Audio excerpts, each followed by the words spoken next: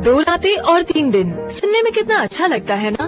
क्या आपका travel agent ये वादा पूरा करता है? 2 रातें और 3 दिन, यही कहा था ना आपने? Yes sir. पर 17 की आधी रात को हमें क्रूज पर चढ़ाया और 19 की दोपहर में उतार लिया। मतलब 2 रातें और सिर्फ 1.5 दिन। ये तो सरासर धोखा है ना? सॉरी सर, हमारी यही पॉलिसी है। अरे जब वादे हो जाए झूठे और दिल अपना टूटे। कंज्यूमर प्रोटेक्शन एक्ट के अंतर्गत ये व्यापार का गलत तरीका माना जाता है, इसलिए कंज्यूमर फोरम ने निचली फोरम के 25,000 रूपए के फैसले को भी मान्यता दी और 5,000 रूपए भी दिलवाए और अपने खर्चे से ये गलत विज्ञापन बदलने का हुक्म भी दिया। जागो ग्राहक जागो।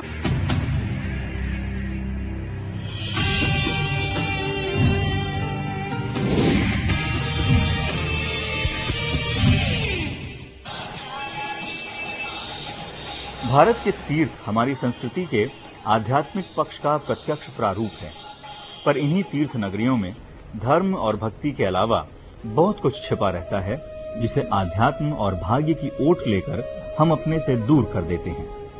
यहाँ की गलियों में हमारा समाज अपने दोष भी छिपाए रखता है, ये मानकर कि पवित्र स्थलों पर हमारे दोष कुछ कम हो जाते हैं।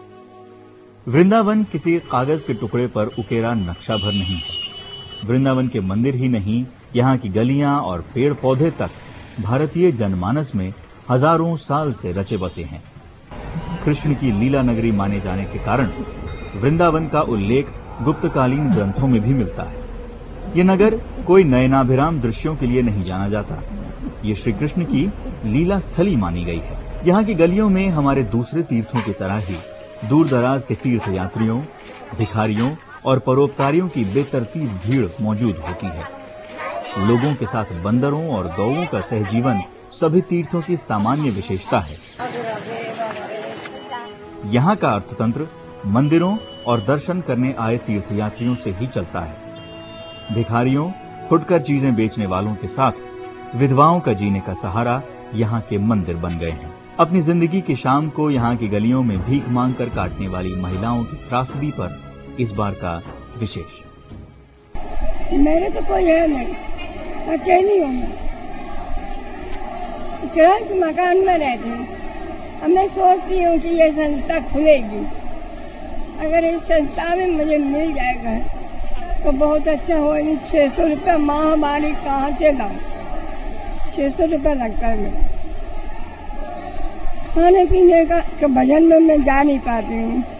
मर की जैसे डंडे से चलती हूँ। मेरी अवस्था 80 साल पे जा रही है, चला नहीं जाता। कमर में तकलीफ है, ये पट्टी बंधी हुई है, इससे चला नहीं जाता मेरे से। हजारों विधवाएं अपने बुढ़ापे के दिन यहाँ काटती हैं। अपनी जिंदगी घर के कामकाज में बिता देने के बाद जिंदगी की शाम ये महिलाएं वृंदावन में अपनी वृद्धावस्था काटने आई हैं। इनमें से कितनी अपनी इच्छा से इस स्थिति में रहने आई होंगी या आने के लिए मजबूर कर दी गई होंगी, इसका जवाब जानना मुश्किल नहीं। अल्लाह लोग खूब गरीब खाना ना दे, वो लोग लड़ाई करे, दूध फाटी दिया तो भाग के चले आई।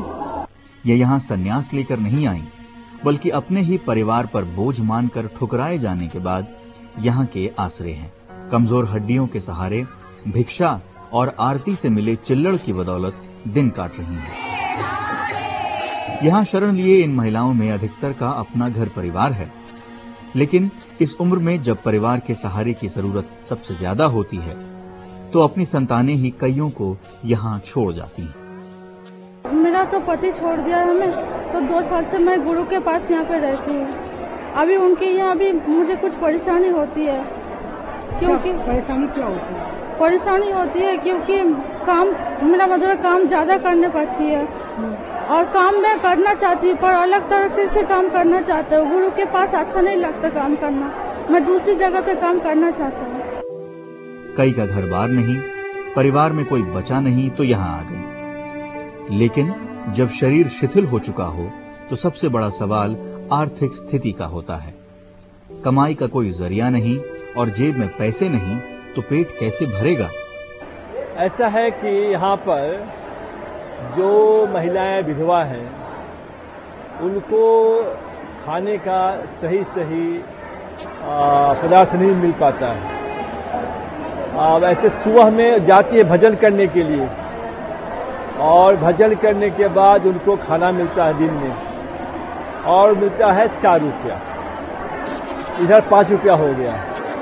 फिर शाम में भजन करती हैं तो खाना नहीं मिलता है, 5 रुपया मिलता है। अब उसी के अंदर उनको रात का खाना खाना पड़ता है। और फिर मेडिकल व्यवस्था नहीं है, कोई बीमार पड़ जाए आदमी, उसकी कठिनाई है। बहुत का आँख में खराब है, चश्मा लगाने की जरूरत पड़ती है। और जो लिविंग कंडीशंस है वो बहुत ही अच्छा नहीं है। तो और सब सुनाया गया कि जो महिला जब मरती हैं तो मरने के बाद दाह संस्कार भी उचित नहीं हो पाता है। तो ये सब जो कई बार हम आए वृंदावन, जो देखा हमने, तो लगा कि इसमें कुछ सुधार की आवश्यकता है, इसमें जरूरत है इस बात की। और इस उम्र में खाना कपड़े के साथ एक और आवश्यकता मुंह बाय खड़ी हो जाती है, दवाइयों की। पर पेट ही भरना जहां मुश्किल हो, वहां कपड़े और दवाओं की बात कौन करे। दवा को तो कोई भी क्यों तो बीमार हो जा गोली भर दे, और अगर ज्यादा बीमार होगा तो पानी की बोतलें मायावती अस्पताल में चढ़वा देते, कोई ताकत की दवाई नहीं, कुछ नहीं दवाई। यहाँ शरणागत महिलाओं में अधिकतर बंगाल से आई हैं। वहां बहुत पहले से ये मान्यता रही है कि स्वर्ग के दरवाजे पर दस्तक वृंदावन में रहकर दी जा सकती है। इसलिए वैधव्य की आपदाओं से घिरी बंगाली विधवाओं को बाकी जीवन के लिए वृंदावन मानो एक ताकत देता है। यही कारण है कि वृंदावन में बंगाली विधवाओं की उपस्थिति 1 शताब्दी से लगातार बनी हुई है। ये विधवाएं यहाँ स्वर्ग की आस लिए आती हैं और इसी आस के सहारे अपना जीवन नारकीय यातनाओं को भोगते हुए गुजार देती हैं। मूल वजह जो है इस स्थिति की, जो रिपोर्ट है, उसको सुनने के बाद सबसे पहली बात तो ये है कि सब लोगों को बड़ा शौक लगा, क्योंकि हम ये मानते हैं कि वृंदावन एक ऐसी जगह है जहां हर जगह से तीर्थयात्री आते हैं और वहां आमतौर पर लोगों के पास जो है सर्वाइवल के लिए पैसे की कमी नहीं होनी चाहिए। लेकिन वृंदावन जैसी जगह में इस तरीके का जीवन है, ये सुन के बड़ा शॉकिंग लगा। अब मूल वजह यह है कि लोग धर्म के नाम पर किसी भी तरीके का सैक्रिफाइस करने के लिए तैयार हो जाते हैं। इन अनपढ़ और हाशिए पर ढकेल दी गई महिलाओं को इस बात का आभास नहीं कि इस दुखद हालात का पुराने जन्म के पापों से कोई वास्ता नहीं। ये तो धर्म के नाम पर सुनियोजित आडंबर है जो संवेदनहीनता को ढकने के लिए गढ़ा गया है। जो महिलाएं विधवा हो जाती हैं और जो एक मानसिकता उनके समाज की ये है कि इसके बाद में आपके जीवन का कोई औचित्य नहीं है, ये एक और बहुत बड़ा कारण है और वो उसको स्वीकार कर लेती हैं। देखिए, हर व्यक्ति का अपना विश्व होता है। आप जैसे सोशल मीडिया में रहते हैं उसी को अपनी धारणा बना लेते हैं, अपना जीवन बना लेते हैं। तो उसी कारण से वो लोग, सवाल ये नहीं है कि उनके साथ ऐसा क्यों हो रहा है, सवाल यह है वो उसको बर्दाश्त क्यों कर रही हैं। सवाल यह है कि उनको अपने जीवन में उससे बाहर कुछ दिखाई क्यों नहीं देता है। उनका पैराडाइम इतना छोटा है कि ये मेरे कर्मों का फल है और अगर मुझे इन कर्मों से मुक्ति पानी है, अपने कर्म अच्छे करने हैं, तो वृंदावन में जाके जिस भी अवस्था में रहूं, चूंकि वृंदावन में रह के मरना स्वर्ग की सीढ़ी, तो जो भी अवस्था मिले, जो भी मेरे साथ अत्याचार हो, उसको स्वीकार करो। वृंदावन इन महिलाओं के लिए बंद गली बन गया है जहां से कोई रास्ता नहीं जाता। यहां उनके घर से आने वाले रास्ते खत्म हो जाते हैं। यहां आकर रहने वाली महिलाओं में से शायद ही कोई वापस जा सकी हो। यहां आने के बाद बस बचता है इंतजार, अपनी अंतिम घड़ी का। 32 साल से वृंदावन ही विष्णुप्रिया दास का ठिकाना बना है। उम्र के बारे में पक्का नहीं, 85 साल तो हो चुके होंगे। पति की मौत के बाद बेटे की असमय मौत ने उन्हें पूरी तरह से हिलाकर रख दिया। इसके बाद अपने जीवन जीने का आसरा यही वृंदावन का आश्रम हो गया। परिवार के नाम पर बेटी है, लेकिन वो भी आज तक कभी अपनी मां का हाल पूछने नहीं आई। इसलिए यहां का आश्रम ही बन गया विष्णुप्रिया का सहारा। सूरज निकलते ही इनकी दिनचर्या शुरू हो जाती है, जो संध्याकाल के भजन कीर्तन पर जाकर खत्म होती है। इस उम्र में भी घंटों भजन कीर्तन के बाद हाथ में आते हैं 10 रुपए। इससे ज्यादा की गुंजाइश नहीं। इन्हें तो 10 रुपए रोज पर भी गुजारा करना है। अगर बीमार हों और कीर्तन करने नहीं जा सके तो ये 10 रुपए भी गए। इन तमाम कठिनाइयों से जूझते हुए वे अपनी जिंदगी की गाड़ी खींच रही हैं। हमारा सांस को बीमारी है तो थोड़ा दवाई पानी को लगता है, कोई दिन सांस बैठ जाए, ज्यादा कोई काम नहीं कर नहीं सकता, ऊपर से नीचे तक उतारने को तकलीफ होता है, सांस खुल जाता है। यही बात बोलता है ना, तो इसी से शरीर को तकलीफ है। फिर सारा फिर 4 बजे जाग के ठाकुर जी जाता है, वहाँ पर भोग लगाई, फिर मैं थोड़ा गीता पाठ करी। इस खींचतान में विष्णुप्रिया की जिंदगी बिल्कुल सपाट बन गई है। क्या अब घर से कोई उन्हें बुलाने आएगा तो वे जाएंगी? हमको कोई नहीं आएगा, मैं नहीं जाएगा, मैं नहीं जाएगा। ऐसा नहीं है कि विष्णुप्रिया दास की कहानी अकेली हो या गिनी चुनी हो। एक मोटा अनुमान है कि वृंदावन में कोई 10,000 ऐसी महिलाएं होंगी जो इन दिक्कतों से घिरी हैं। उनकी जिंदगी बस ऐसे ही कटती है तब तक जब जिंदगी की डोर टूट न जाए। उन्हें खुद पता नहीं कि उनकी ये डोर कब कट जाएगी। कुछ रिपोर्टें ऐसी भी आईं कि विधवाओं का अंतिम संस्कार भी नहीं किया जाता। आखिर ये विधवाएं इस हालत में पहुंची कैसे? अपनी जिंदगी में अपने परिवार और संतानों की देखभाल में बिताने के बाद क्या इन्हें इतना हक नहीं कि वे सुकून और चैन से जी सकें? क्या विधवा होने में कुछ गलत है या आर्थिक रूप से बेसहारा हो जाना ही इसके जड़ में है? कृष्ण भक्ति करना अपना अपना फेथ है, मेरा भी फेथ हो सकता है, लेकिन वृंदावन में रहकर जरूरी है कि हम अपनी स्थिति इतनी लाचार बना दें? स्वर्ग की सीढ़ी तो बाद में आएगी, लेकिन हम वृंदावन को भी तो अच्छी स्वर्ग जैसे बना सकते हैं। ये सारी विधवाएं केपेबल हैं, काम कर सकती हैं। हो सकता है उनमें कुछ वृद्ध हो जिनकी अवस्था ऐसी हो जो काम नहीं कर सकती, लेकिन उनके पास जीवन का अनुभव है, वो बहुत सारे ऐसे काम कर सकती हैं जिससे वो कंट्रीब्यूट कर सकती हैं सोसाइटी को। सवाल यह है कि एक प्लेटफॉर्म होना चाहिए, एक स्ट्रक्चर होना चाहिए जिसमें जाके वो सोसाइटी को कंट्रीब्यूट कर सकें। वृंदावन को और अच्छा बनाया जा सकता है, उसके लिए कुछ प्रोग्राम्स होने चाहिए। अब एनजीओज हैं और हमें यह पता लगा इस रिपोर्ट से कि उन एनजीओज के लोग ही ऐसे काम कर रहे हैं जिनको मैं यहां बोलना भी उचित नहीं समझता। तो उनके स्थिति का जो मूल कारण है वो है उस अवस्था को स्वीकार करना। दूसरा, कोई एक ऐसा प्लान नहीं है, कोई इंफ्रास्ट्रक्चर नहीं है जिसमें उनके जीवन का जो उनकी इंपॉर्टेंस है वो दर्शाई जा सके या उनसे एक पॉजिटिव कंट्रीब्यूशन सोसाइटी को कराया जा सके। यह हालत क्या सामाजिक सक्रियता से सुधरेंगे या सरकारी पहल की भी जरूरत है? ये कहानियों का विषय बनती हैं, फिल्मों का विषय बनती हैं, पर हालात ज्यों के त्यों। स्थिति को बनाए रखने के लिए जिम्मेवार कौन? छोटी छोटी बात पर ऑनर किलिंग पर उतारू समाज इन महिलाओं के दुखद हालात से आंखें चुराता है। यहां आने के लिए महिलाओं को या तो बहलाकर तैयार किया जाता है कि किसी तरह पूजा प्रार्थना करके वे अपना ये जीवन गुजार लें, या परिवार में ऐसा माहौल बना दिया जाता है कि वे खुद ही यहां आने के लिए मजबूर हो जाएं। जो उनकी थोड़ी या बहुत संपत्ति है उससे बेदखल होते देर नहीं लगती। जिनकी अपनी संपत्ति है वे उसका फायदा क्यों नहीं उठा सकती? प्रशासन इस ओर कानूनी कार्रवाई क्यों नहीं कर पा रहा? इनकी मदद के नाम पर सरकार उन्हें 300 रुपए महीना पेंशन देती है, लेकिन इसमें से कितना सही हाथों तक पहुंच पाता है? पेंशन एक बार बीच में गायब हो जाता है, भगवान को मालूम। एक बार बीच में गायब हो जाता है।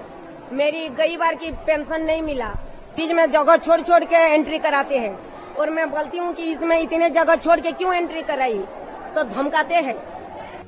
इसके बाद भी कुछ रुपयों के लिए इन्हें दिन भर मंदिरों में भजन कीर्तन करना पड़ता है या भीख मांगनी पड़ती है। वृंदावन में विधवाओं के लिए बने आश्रमों की हालत दयनीय है। इन आश्रमों में सुधार की तो जरूरत है ही, पर यह सवाल अपनी जगह पर बना ही रहता है कि आखिर ये नौबत आई ही क्यों, और अगर आ गई है तो इसका कारगर और बेहतर समाधान क्यों नहीं मिल रहा? ये महिलाएं अपनी जिंदगी फिर से शुरू क्यों नहीं कर सकती? इन्हें अपने घर और संपत्ति से बेदखल करने वालों को सजा क्यों नहीं दी जा रही, ताकि इस पर हमेशा के लिए रोक लग सके।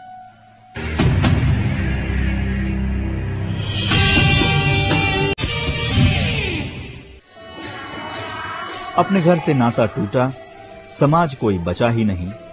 वृंदावन की गलियां सहारा बनी तब तक जब तक साक्षात मृत्यु इससे छुटकारा न दिलाए। एक सभ्य और विकसित समाज में किसी के जीवन की ऐसी कहानी क्यों हो, लेकिन सामाजिक बहिष्कार का संतरास झेल रही इन महिलाओं के सामने बस मृत्यु की ही आशा ढाढ़स देती है। हाशिए पर ढकेल दी गई, दर दर की भीख मांगने की यंत्रणा से गुजरने वाली वृंदावन की विधवा महिलाओं को कई बार शारीरिक शोषण का शिकार भी होना पड़ता है। इस सामाजिक निष्ठुरता एवं सरकारी उपेक्षा के बीच इन महिलाओं को जिंदगी जीने की मजबूरी है। देखिए, ऐसा है कि पहले तो ये बड़ा ही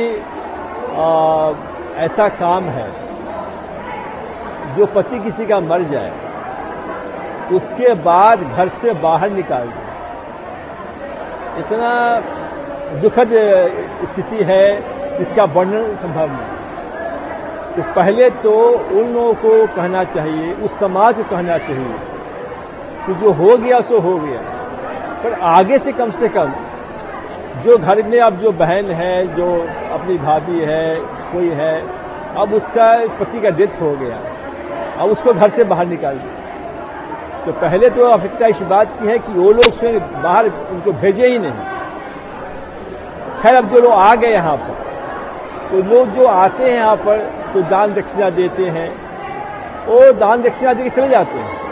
उनके साथ बैठ करके उनका दुख दर्द बांटना, उनसे कुछ बातें करना, उससे कोई बातें करने वाला है ही नहीं। बस आपस में लोग बात करते रहते हैं। समाज के लोग आके इनसे बैठते, बात करते, इनका दुख दर्द जानते, जो हो सकता उतना मदद करते, तो वो नहीं हो पा रहा है। इसकी आवश्यकता है। क्या समाज हमारा इसके ऊपर इनसेंसिटिव रहेगा या नहीं रहेगा, ये डिपेंड करता है। अगर ऐसे मुद्दों को जो है बिल्कुल नेशनल लेवल पर उठाया जाए, उसको डिस्कस किया जाए, तब ये पता लगेगा कि वो जो लोग हैं जो इस तरीके के काम कर रहे हैं, वो लोग जो है सेंसिटिव हो जाएंगे। उनको समझ में आएगा कि अगर कोई वृद्ध है, मेरे घर में माँ बाप है, तो मुझे उनका देखना है।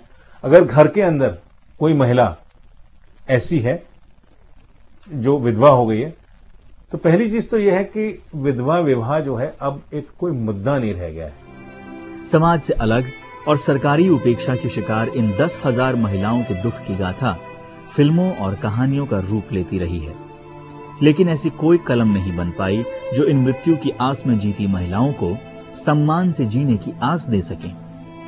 इनकी जिंदगी अब भी ब्लैक एंड व्हाइट ही है, जिसमें कोई रंग नहीं। सरकारी संस्थाएं यहां की स्थिति में सुधार के लिए कोई ठोस कदम नहीं उठा पा रही। इसके पीछे एक हद तक संवेदनहीनता और उदासीनता ही है। आपका नाम क्या है? नन्नी बाई। नन्नी बाई, आपका माँ कोई परेशानी? हमारे तो पेटीकोट उठा ले, हाँ, 400 रुपया उठा ले, वो क्या में बना खाते थे, बेल उठा ले, हाँ, और पेंशन का छुरी में लगा। तो और दवाई के 2 साल हो गए, 2 साल। 2 साल कोई पेंशन नहीं है? हाँ। खाने पीने की? खाने पीने जो आज से ले गए, वो दोपहर में रात होते, कल रात में कहीं खा लो, उसको मना खाओ, वो नहीं मिला तो घाई खाए तो नहीं मिला। उच्चतम न्यायालय ने 14 नवंबर 2008 को राष्ट्रीय महिला आयोग को निर्देश दिया कि इन विधवाओं की दशा का सर्वे करके एक रिपोर्ट दे। अदालत ने 3 महीने में रिपोर्ट देने को कहा था, लेकिन न तो आयोग ने रिपोर्ट दाखिल की और न ही उसकी ओर से कोई वकील पेश हुआ। आर्टिकल 21 में जो लिखा हुआ है उसको जीवंत बनाया है सुप्रीम कोर्ट ने।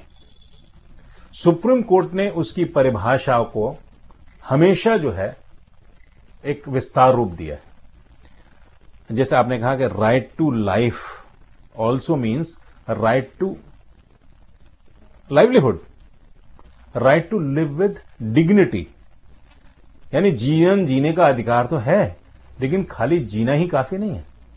जीने के लिए जो सामान चाहिए उसका भी राइट है। और डिग्निटी के साथ जीने का भी राइट है।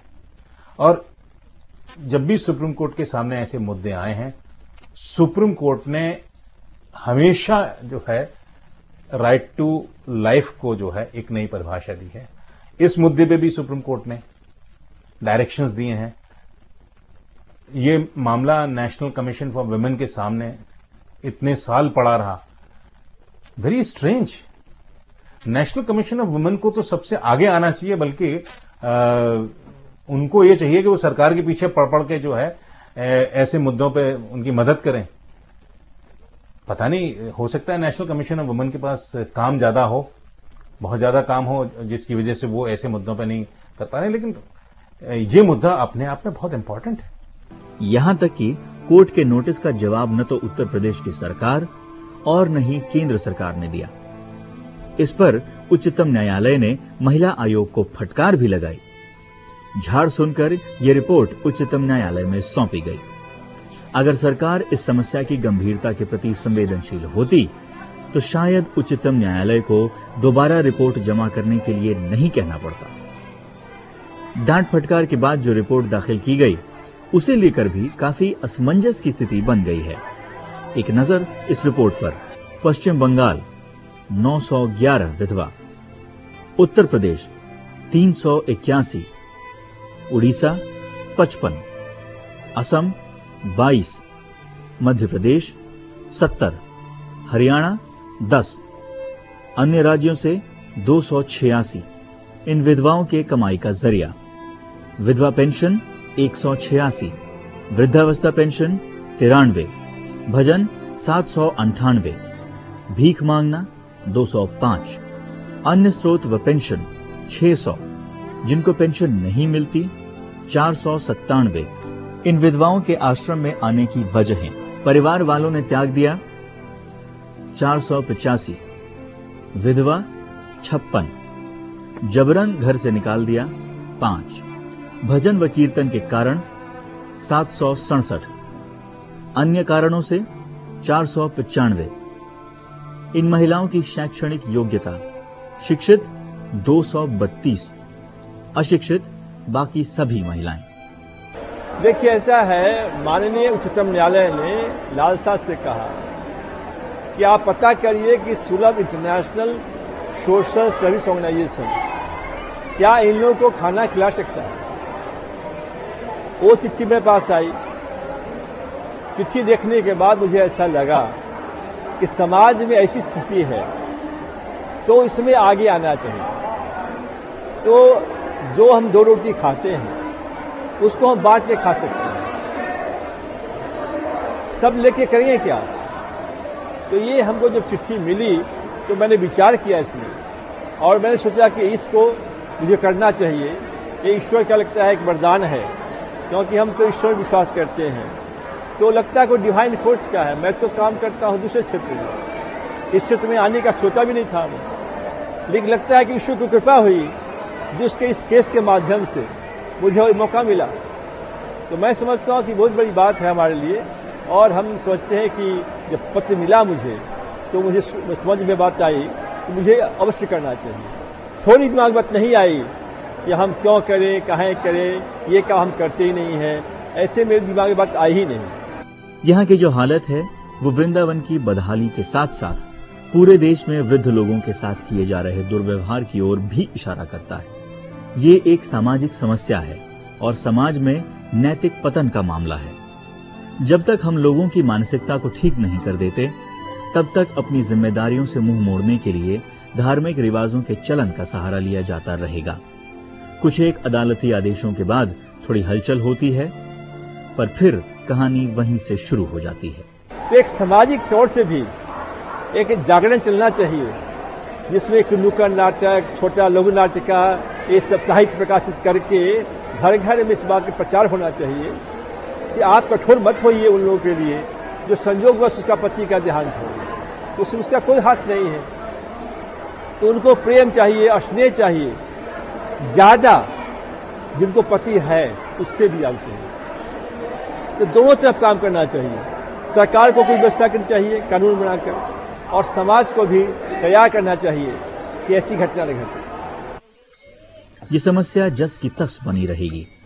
इसी तरह के आदेश आते रहेंगे और फिर कुछ महीनों के बाद जिंदगी फिर से अपनी पटरी पर पहले की तरह चल पड़ेगी। संविधान की धारा 21 में हर भारतीय को जिंदगी जीने का अधिकार दिया गया है। सिर्फ जिंदगी जीने के लिए ही नहीं, बल्कि सम्मान पूर्वक जिंदगी जीने की बात कही गई है। लेकिन क्या यहां जो महिलाएं अपनी जिंदगी जी रही हैं, वो किसी तरह से आपको सम्मानजनक लग रहा है? ये महिलाएं किसी मध्यकालीन समाज में नहीं जी रही। ये उस देश की नागरिक हैं जो मंगल ग्रह पर यान भेजने की योजना बना रहा है। सरकार और प्रशासन के लिए इनका कोई महत्व नहीं। कि 10,000 महिलाएं हैं, मान लीजिए कि 2,000 का जिम्मा तो हमने स्वयं ले लिया, तो 20% लोगों का जिम्मा ले लिया हमने। अब आज तक हमने दान अनुदान नहीं लिया है, न सरकार से लिया है न पब्लिक से लिया है। सुलभ चलाया हमने बिना दान अनुदान। लेकिन इस काम में लोगों का हेल्प लेना पड़ेगा। तो 2,000 लोगों का तो हम स्वयं करेंगे अपने पैसे से, और 8,000 लोगों के लिए लोगों से जिनके पास पैसा है, धनी आदमी हैं, सरकार भी है, उनसे बात करेंगे। जो पॉलिटिकल लीडर्स हैं उनसे बात करेंगे। तो उनसे बात करके हम ये प्रयास करेंगे कि और 8,000 जो महिलाएं हैं उनका भी से हो जाए, पर कोई छूटे नहीं इसमें। जो छोटी मोटी योजनाएं इनकी मदद के लिए बनी हैं, उनका खास असर दिख नहीं रहा। जरूरत इस बात की है कि बुढ़ापे में बोझ समझकर धर्म की आड़ में अधिकारों के हनन की ये प्रथा बंद करने के लिए कड़े कदम उठाए जाएं। ये सिर्फ सरकारी पहल का नहीं, बल्कि सामाजिक सक्रियता से ही दूर हो सकता है। किसी ने इसी वृद्धावस्था की दुर्दशा पर लिखा है, भगवान भी क्यों देता है बुढ़ापा, जब बुढ़ापे की लाठी बननी हो गई बंद। कैसे कटे सर्द सी सर्दी, जब पतली चादर में भी लगी हो पैबंद।